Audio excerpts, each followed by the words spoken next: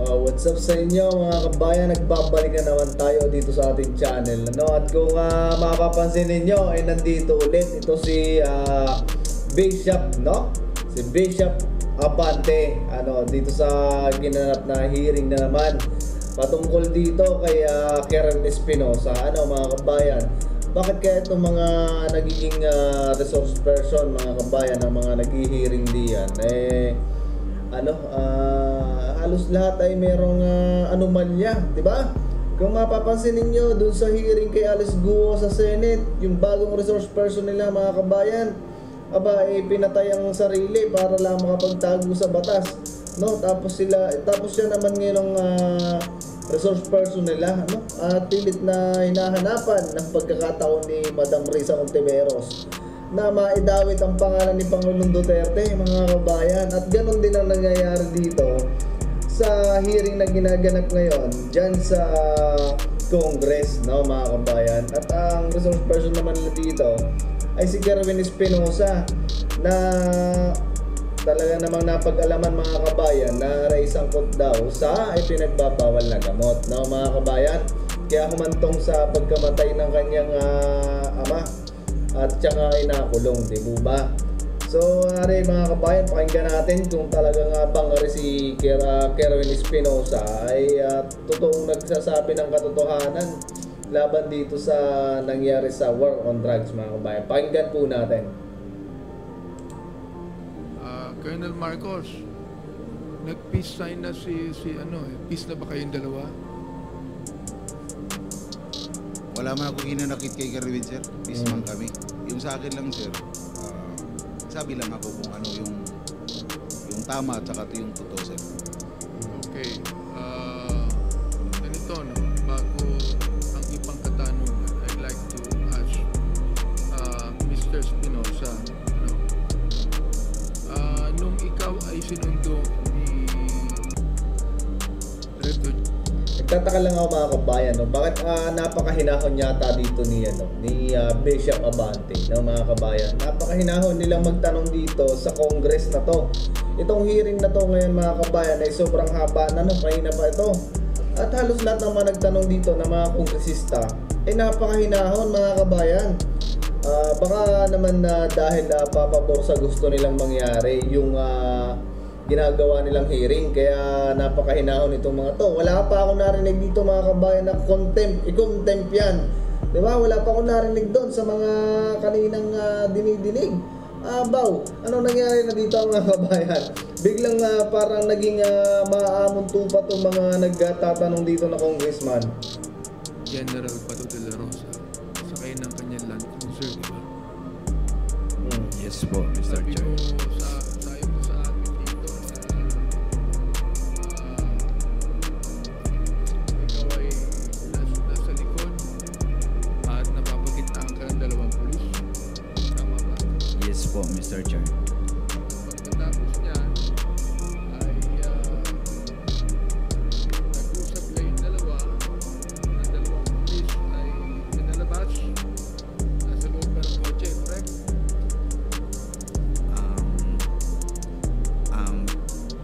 Pwedeng ulitin po, Mr. Chair. Ang banggit mo ay kinausap ka ni General Pato dun sa loob ng kotse ba? Oo, doon po sa loob ng sasakyan, Mr. Chair. So pinalabas na yung dalawang pulis, kayong dalawa na lang. Hindi po. While nag-moving kami, nagsasalita siya. Napansin nyo ba, mga kabayan, na parang napapagplanuhan itong mga nangyayari? Pansinin nyo na lang, mga kabayan, no? Nung hindi lumusot yung doon sa Senate, no? Nung hindi lumusot yung nung naalaman ni General Bato, no? Ni Senator Bato, na meron palang pinapipirmahan na dininay ni Alice Guo, no? Na patungkol kay Pangulong Duterte, wala silang makukuha doon, no, mga kabayan. Hindi nila maididiin yung grupo nila Pangulong Duterte, ni General Bato, ni Senator Bato, ni Bongo, tsaka isang general, no? Nung nahuli na parang mukhang hindi tayo makakalusot sa planong to, aring naman si Kerwin Espinosa, mga kabayan, ang lumabas. Ay grabe na mga kabayan ang nangyayari ngayon. Mukhang ang nangyayari din talagang pinipilit nila na na madiin ang mga Duterte. Siguro hindi natin alam, mga kabayan. Siguro lang baka ito talaga ang plano nila na mangyari, kasi sa lahat ng hearing, mga kabayan, magdadalawang taon na may 2 taon na mahigit na namumuno ang administrasyon na to. Simula nung nagkagulo-gulo sila at hindi na sila nagkasundo-sundo, ganyan na ang nangyari. Dapat ang ginagawa nga ng mga nandito sa Congress na to ay magbalangkas ng batas or mag-monitor ng mga batas na pinasa. Dahil yan naman talaga ang kanilang trabaho. Hindi ito puro imbestiga. Sa dami, mga kabayan, ng problema ng bansa natin, ay yung paglilink sa mga Duterte ng anomalya. Puro mga ganon, mga kabayan, ang hinihiring. Instead na mag-focus sila kung paano uunlad yung bansa, kung paano gaganda yung bansa natin, at paano maiahon yung mga kababayan natin na naghihirap, puro ganito, mga kabayan, yung ginagawa nila. Pangalawa, pagka hindi pabor ang isa sa kasamahan nila sa mga ginagawa nilang ganyan, tinatanggal, katulad na lang ni Congressman na Dante Marcoleta. Diba?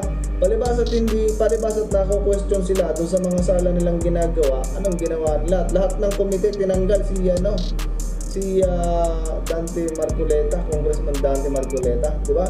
So pakinggan ulit natin tong sinasabi nila dito. Nagsasalita siya. Mr. Chair. So andun pa yung 2 pulis. Andon po.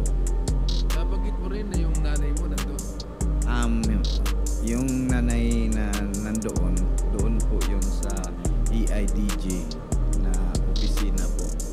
Okay. Kung saan ako naka-detain. So inulit ba ni General Bato ang utos niya sa'yo? Opo, Mr. Chair. So ibig sabihin, ang unang utos niya ay ginawa niya nung nasa kotse kayo. Opo, Mr. Chair. Pangalawa, inulit niya to doon kay nakadetain na. Opo, Mr. Chair. Narinig lahat ito ng Mami Mami ko mo. at kapatid ko. Sinong mami tinutukoy mo? Yung mami ko po ay si Salipa E. Espinosa at yung kapatid ko na si Mariel E. Espinosa. O inimbitahan po namin dito yan para mag-testify kung tama po yung kung makorroborate po yung inyong sinabi. Opo, Mr. Chair, pero may hilingin sana ako. Talaga magkukorroborate, Mr. Congressman, yung mga sinasabi niyan. Siyempre, pamilya niya yun Ano pa naman yan? Kuha kayo ng ibang titistigo na walang connection sa kanya. Diba? Dapat ganun. Natural, papabor yan dyan dahil kamag-anak niya. Diba? Sige, tuloy natin. Kasi may nangyari kasi sa nung kami ay papunta dito, may nangyari sa airport.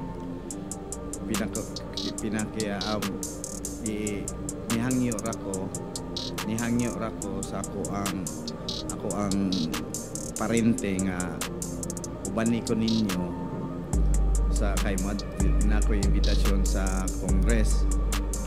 Dana ko sila nya kanang mga tawhana puro na naay pusil.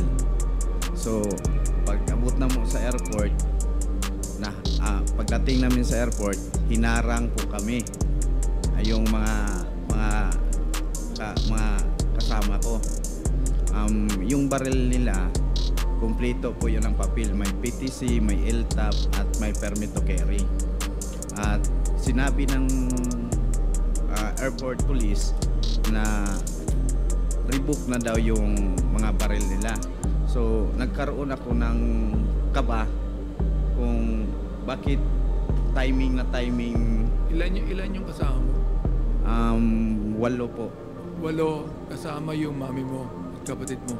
Hindi. Yung itong pagpunta ko ngayon dito ba, Mr. Chair? Okay. Ang sabi niya, Chairman Abante, is that nung papunta siya rito to appear before the Quad, may kasama siyang mga kamag-anak niya na lahat ay merong LTAP, yung license to own and possess yung firearms, at saka permit to carry.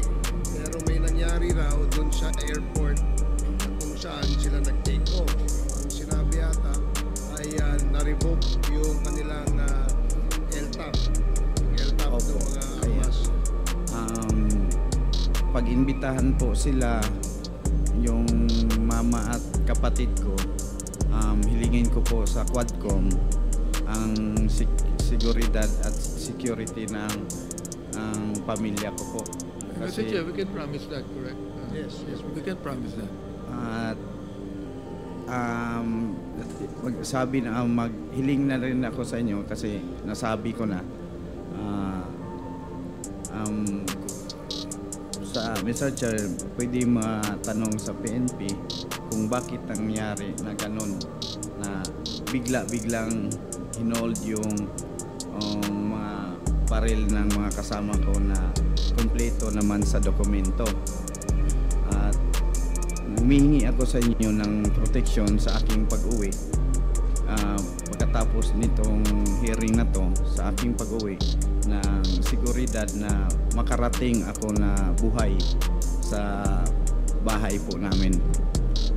Mr. Chair, we can provide that, correct? Yes, we are making arrangements right now as requested by the lawyers of Mr. Espinosa. Bigyan na ka namin ng feedback maya-maya. Salamat po, Mr. Chair.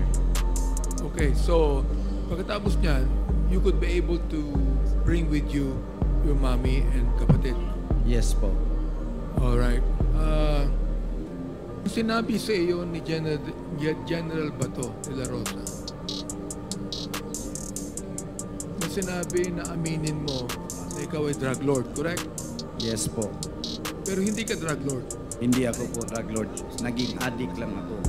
Okay, ibig sabihin ikaw ay user, hindi ka User. drug lord. Opo. Tama po. Gusto kong tanungin Mr. Chair. ang PIDEA, no? Yung pong PIDEA, nakalagay pa ba siya sa listahan na siya ay drug lord?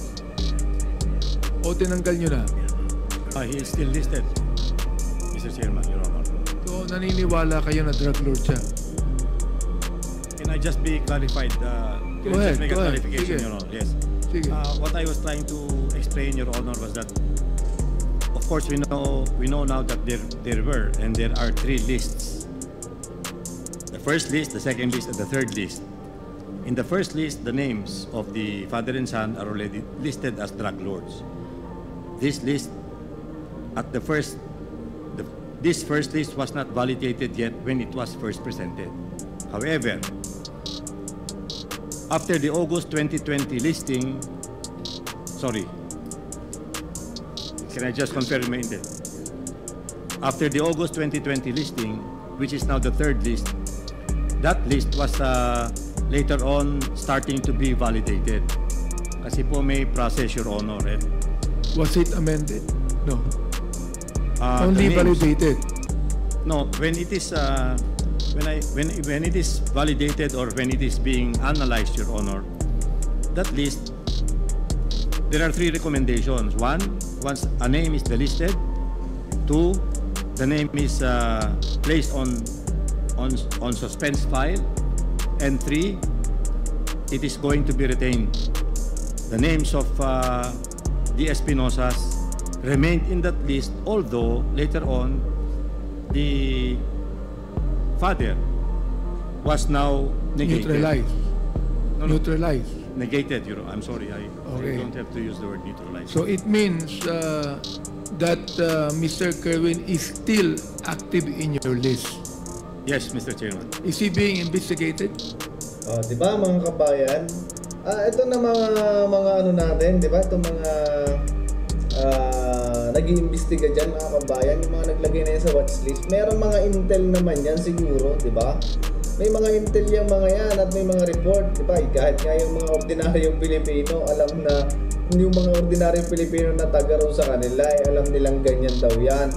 Tapos ngayon itong resource person ng mga itong nandito sa Quadcom, husay din talaga nga naman.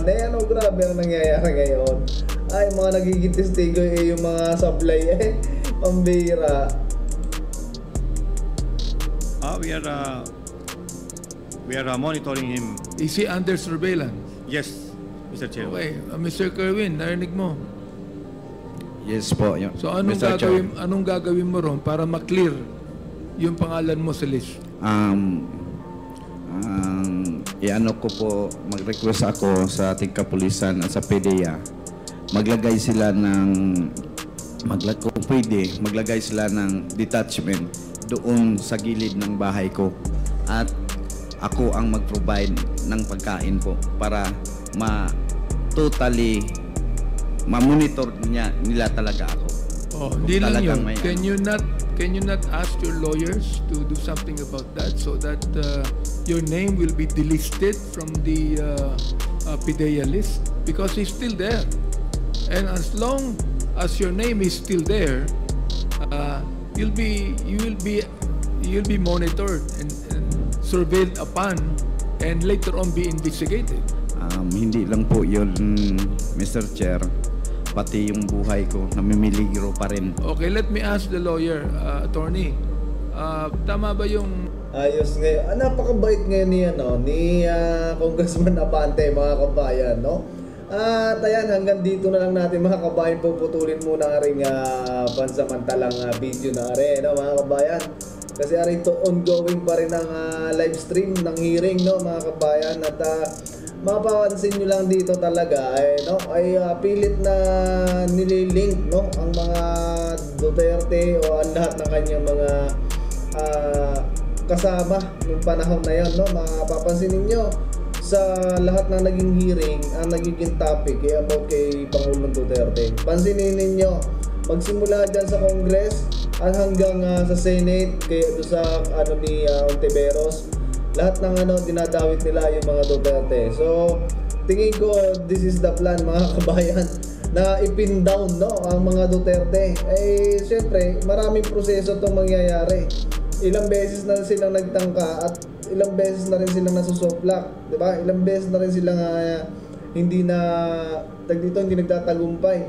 O yung sa Senate, mga kabayan, yung bagong resource person ni Ontiveros, kita ninyo, sinoplak agad ni General Bato, no, ni Senator Bato, 'di ba? Yung dito sa Congress, yung mga ilan dito na nasoplak din. Eh ngayon may bago na naman kasi hindi umubra yung sa Senate. So tingnan natin, mga kabayan, ang mga kabanatang mangyayari. At ayan, kung di ka pa nakasubscribe sa ating channel, subscribe mo na yan. At i-share mo na rin at i-like mo. Ayan, open ang ating comment section. Nang sa ganon, makapagbigay din kayo ng inyong opinion. At ayan, God bless sa inyo lahat. Sa susunod na ulit na video, magpangita tayo.